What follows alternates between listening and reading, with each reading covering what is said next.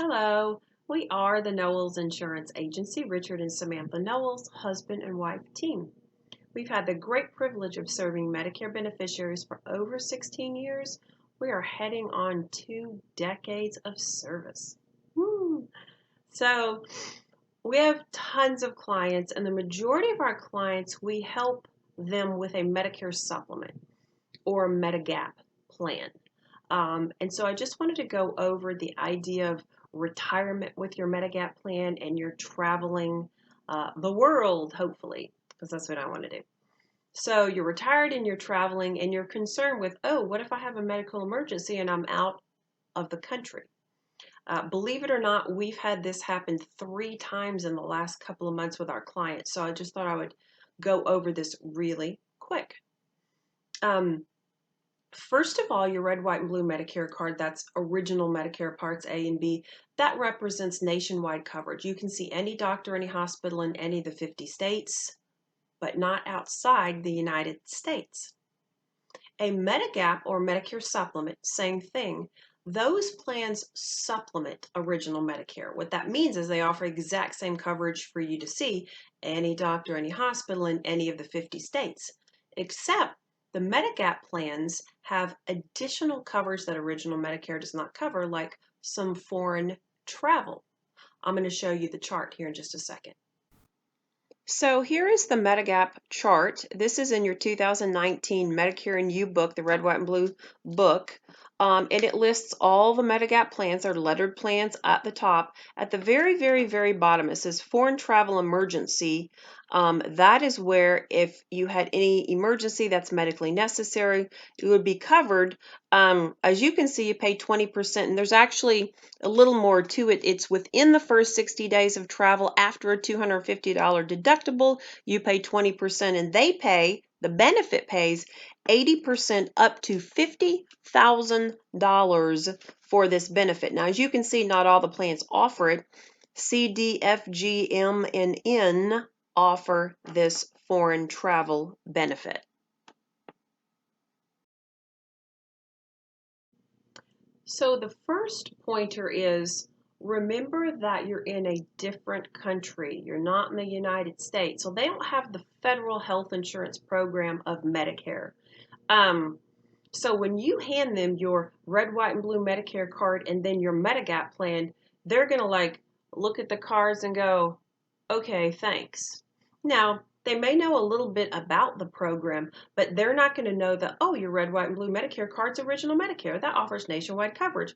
Oh, that's your Plan G Medigap plan. You only have $185 out of pocket, then it pays 100% of what Medicare doesn't cover.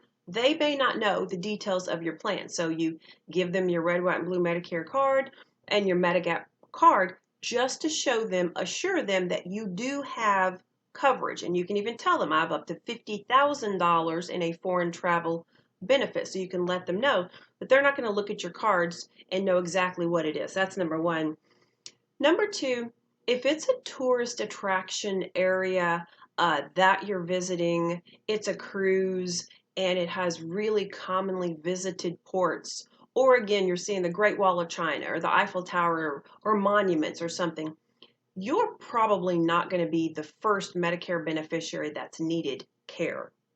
Okay, because people in retirement, I mean, the ones I've talked to, they want to travel the world. So it's highly likely that this particular area, tourist area, has seen other Medicare beneficiaries that needed medical treatment. So that should assure you a little bit. Number three, I had a client recently and they were in Germany and there was the language barrier. I always tell people, try to know a little bit about the language. And I don't just mean where's the bathroom, where's the airport, and where's a restaurant. Like maybe have one of those little books that you can translate.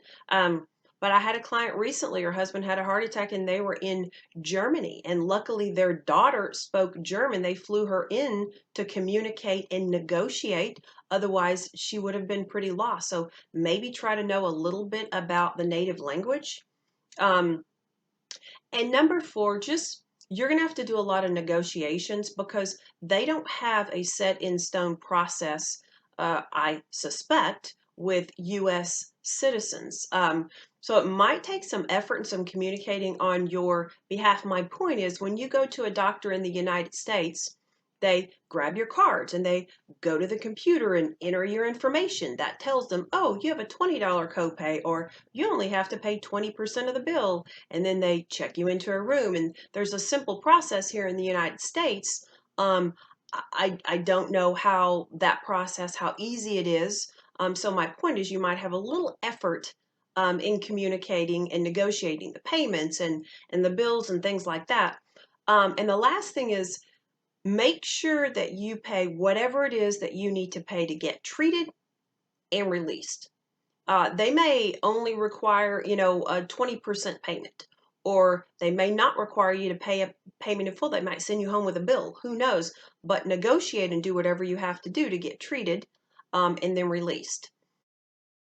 You're ready to leave the hospital, that's great. But before you walk out the door, you're going to need to get some things, because these are the items that the Medigap provider needs so that they can reconcile and reimburse you.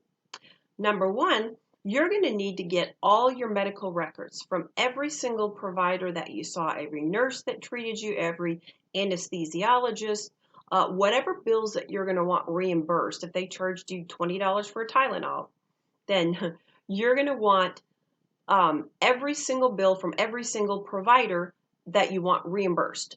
Number two is that you're going to want proof that it was an emergency, that it was medically necessary. So make sure one of the bills is your emergency room bill to prove, again, that it was medically necessary. Number three is a copy of your travel reservation. You've got to prove that you are out of the country, that this is, in fact, going to be reimbursed from your foreign travel benefit. So you have to provide something like your hotel reservation or your airfare or something. And then you want to get a copy of and show proof of every payment you've paid and then every payment that's due. So those are the basic things that you're going to want to bring home with you. And when you get home, call your agent. If it's us, call us. We'll give you the address. There'll be an individual claims department that you'll have to send all of that information to, and then they will start the reimbursement process. We are the Knowles Insurance Agency, and I'm Samantha Knowles.